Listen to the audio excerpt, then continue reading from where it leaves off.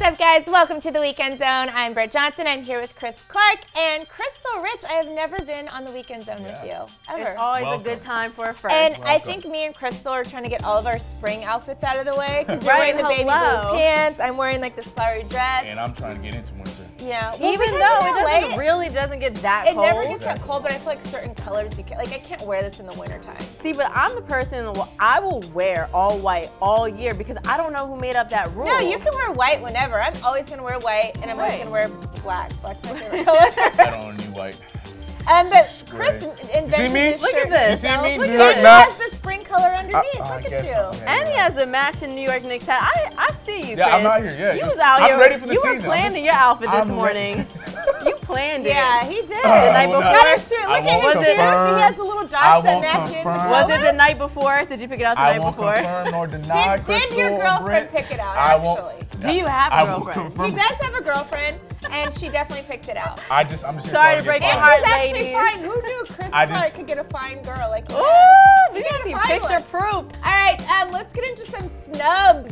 Top 100. You guys ready for it? Sports Illustrated I mean, they're still kind of going through their list of we don't know who the top ones are just yet, but we know who is not in the top 100, and that is D-Wade, Isaiah Thomas, and Melo. And Kyle Kuzma. I mean, I didn't think Kyle should be there in the first place. He shouldn't, but honestly, I don't think Melo, Carmelo Anthony, because before the real Melo. The real Melo, Not because Melo when we Ball. say Melo, some people think love Melo. But anyway. honestly, did he deserve to be in the top 100 at least this season? No. Is that even a snub? No, you just don't deserve it. Well, I think Isaiah Thomas is a snub. Yeah, for sure. 100%. No, I think You don't all think it's those a names. snub? No, IT, D-Wade, and Melo. They're talking about this year, right now, 2018, 2019. 2019. It's for the 2019. 2018, yes, 2019, yes, 2019. yes, Sorry, yes. yeah. But it's about this season right now. D-Wade came off the bench. Melo had a terrible season, and IT barely played the whole season. But guess what? Lonzo, he's about to come off the bench, in my opinion. He's not. Rondo is going to start.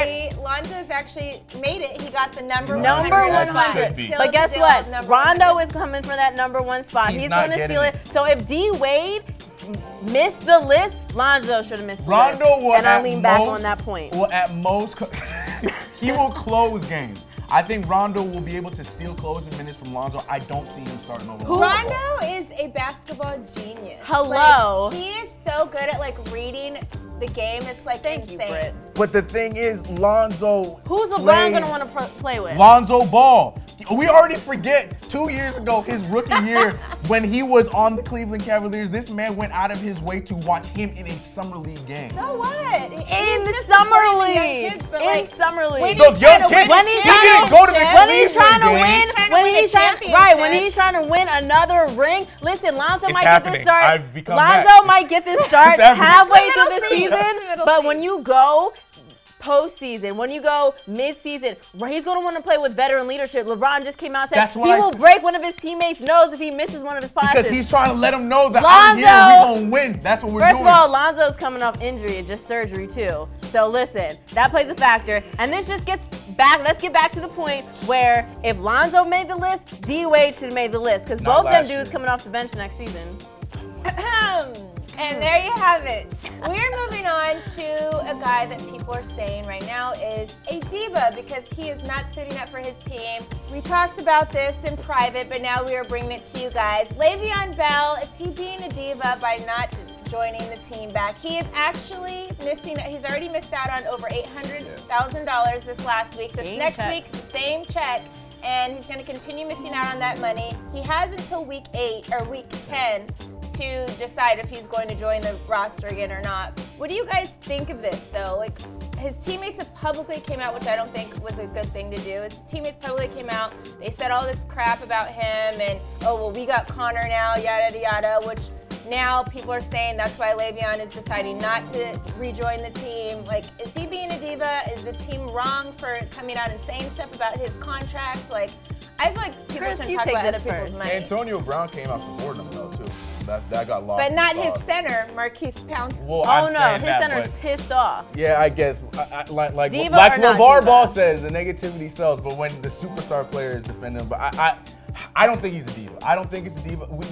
We talk about this all the time, how the players need to start taking control of these situations. Maybe it's not the right way, but in my opinion, he needs to get paid. The man needs to get paid, and the Steelers put him in this situation when they knew damn well they didn't have money to pay him in the first place, and they could have been straight up with him from the get-go, before even being in a situation like this where he has to hold out and have people like myself draft him. #1 overall. Oh my God, I'm so pissed off about that. Thing. I disagree with you. I believe that he's doing things for the right reasons. I want to see him get paid.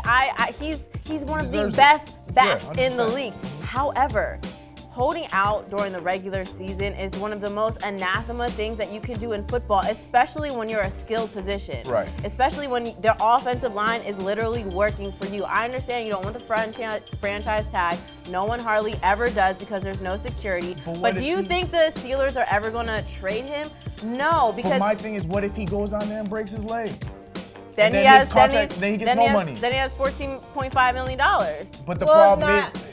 But that's for right now. That's a one-year thing compared to him going out and getting his bag for security for the long term. Those $80 million guaranteed or whatever. Exactly. Look at Todd Gurley's contract. Yeah, it's gonna be around the Todd Gurley. I get it, the scary injury thing, but at the same time, this is not a one-man sport. This is a team sport that needs their key pieces, especially skilled positions, especially the run game for the Steelers. I think guys like this sitting out is actually what the NFL needs, because I personally think if the NFL held out a little bit longer on their actual lockout that they had, I don't know how long ago. 2011, I believe. Yeah. Gosh, I feel like it's so long ago. Right. But with the CPA and stuff coming up, I just feel like this now is the time for players to start doing stuff like this and taking control of their careers, because then once it comes time to start renegotiating like the league minimums and all that kind of stuff, things are going to start changing, especially with players getting so much money like they are, like Odell's contract, Aaron Rodgers' contract and stuff like that. So it's like players getting these bigger contracts now, and then big players like this holding out to get their money is all going to be benefit towards them when it comes time to start renegotiating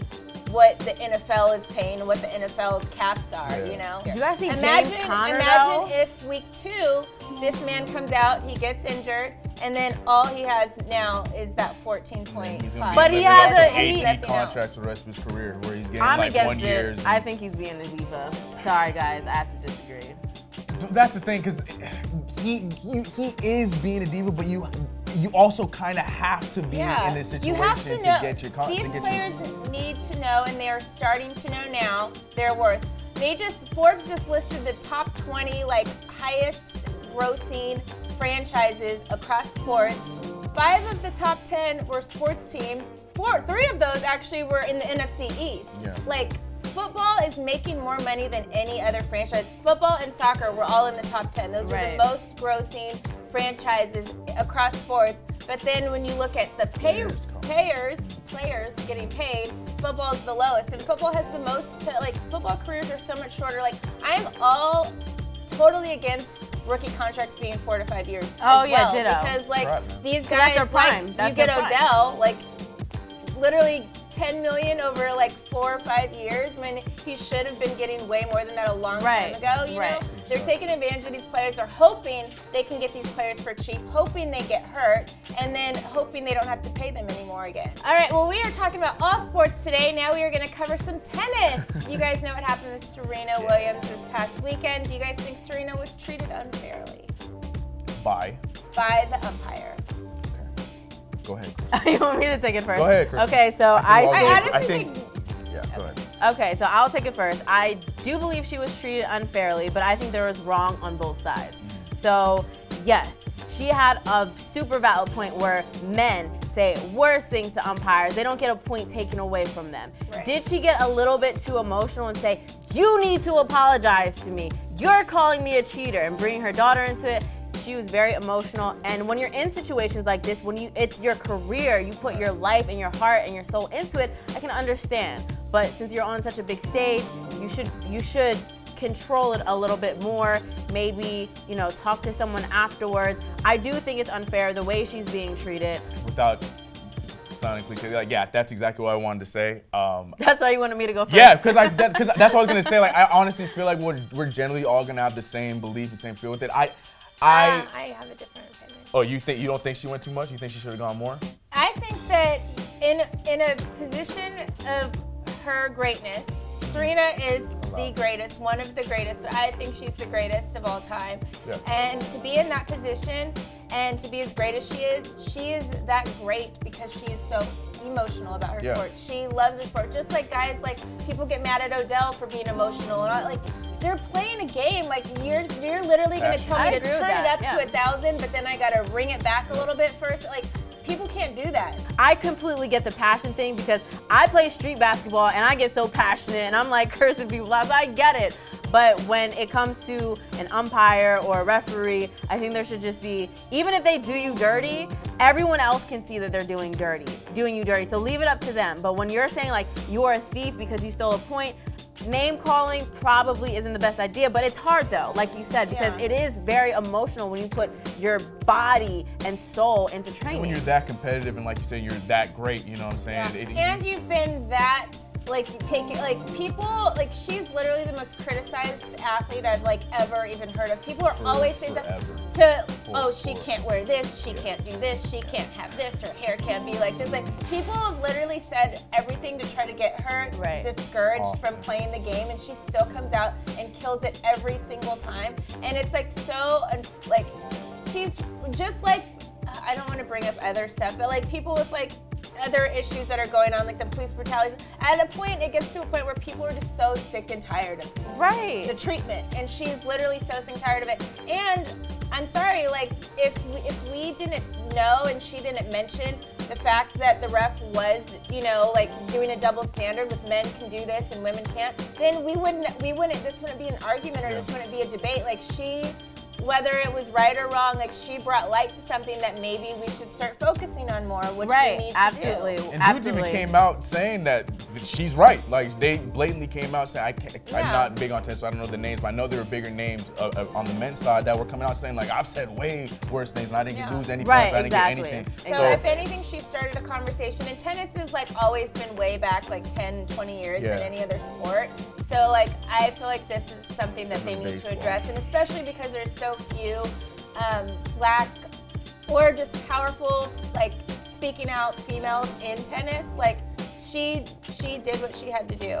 Let's pop on over to my favorite part of the show, honorable mentions. And since Crystal, you are new today, let's start with your honorable mention. Start it off. Okay, this is a great one. So you guys know that Cristiano Ronaldo, some might call him a pretty boy, all right? He's fine, he's fine. He all right. He all right. Don't want to get their heads too big. He all right.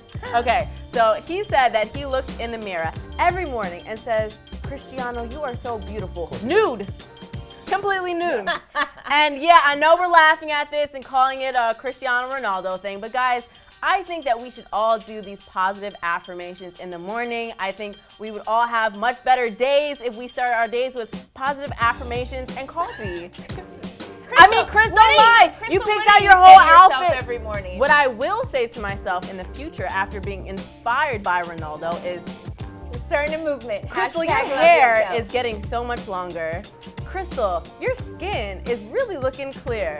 Crystal, you know your basketball. Crystal, you really know your football. Crystal, you're about to pay off all your college loans, even if it's a lie. I'm gonna say these. That's a long conversation. My conversation completely new. Look, I look at myself in the mirror and be like, hey, it's another one. Let's go through today. Here we go. But don't even lie, Chris, because you had this whole outfit coordinator. So you in the mirror doing something. I just want to say I appreciate all this love. Like from two females that are very beautiful. I appreciate y'all saying these nice things about me. But here's the honest truth. I woke up, saw the sweater, saw the hat right next to the sweater, and said, yep, this is what's going on today. Because your girlfriend had it picked out for you already, and it was just laying there for you to grab it. Look, if she did, I would openly say like, yeah, my girlfriend did. No, she did not. She did it not knowing that you did. Like, you're like, oh, I woke up. Oh, here's pants. Oh, here's a sweatshirt. What y'all don't know about this shirt that's been covered by this sweater. There's a stain. What are your positive affirmations that you're going to say to yourself in the mirror? I'm going to take it back. I actually think the Fresh Prince of Bel-Air, Will Smith started this, and he said, mirror, mirror on the wall, Jean-Claude Van Damme.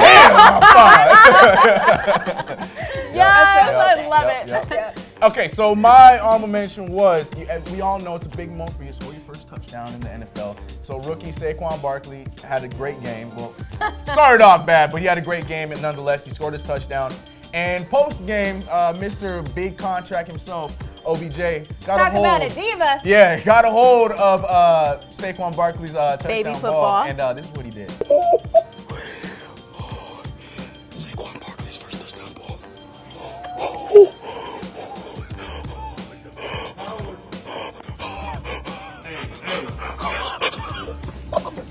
Are you serious? I think that's hilarious. I'm gonna be honest with you. Like, I would have kept it. Like, I know he probably eventually, because when the video cuts, and he probably eventually give it back. Right. No, that's my rookie. I'm keeping your ball till the end of the year. Prove to me that you deserve this first touchdown. Yeah. That's what you gotta do. That's what I'm saying.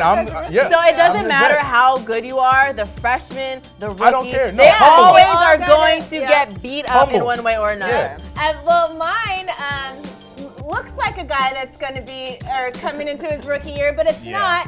Draymond Green has a new career as a pool boy for Boogie Cousins. Check this out. Look at this dumbass.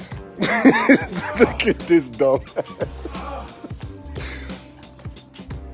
Bro, get them scandalous ass bugs, bro.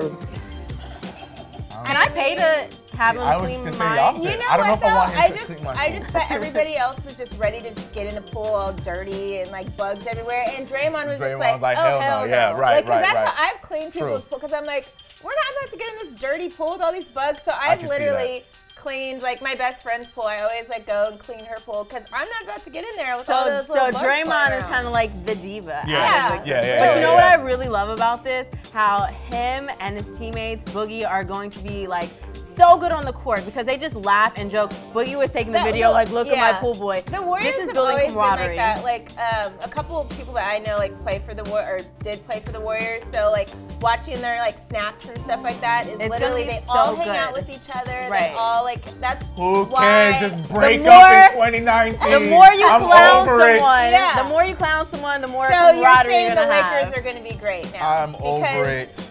Because Lonzo and Kyle and LeBron's Josh talking about Hart's getting punching in people in the Brandon face. Ingram. I don't see the joke in that, but I mean, Hey. Michael Jordan did it, and look how Kobe great did they were. it too. All right, that is going to do it for the Weekend Zone.